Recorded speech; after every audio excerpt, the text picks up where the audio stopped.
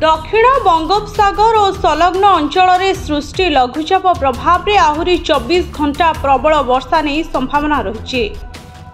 आज पूर्वाह्न संध्या 17टी जिला को प्रबल वर्षा नहीं येलो वार्निंग जारी कर आंचलिक पाणीपाग विज्ञान केन्द्र।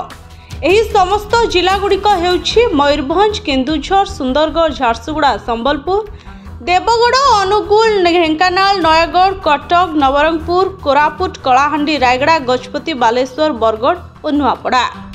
परवर्ती 24 घंटे 4 जिला जहाँकि रही सुंदरगढ़, संबलपुर, झारसुगुड़ा और देवगढ़ जिले में प्रबल वर्षा नहीं अलर्ट जारी कराई। प्रबल वर्षा प्रभाव में तलिया अंचल में पानी पशिबा आशंका थिबारु सतर्कतामूलक पदक्षेप नेबाकू एसआरसी पक्षरु जिलापाल मानकू निर्देश दिया जायछि।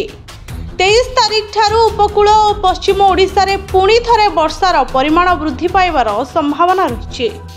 ब्यूरो रिपोर्ट, भंजौत न्यूज।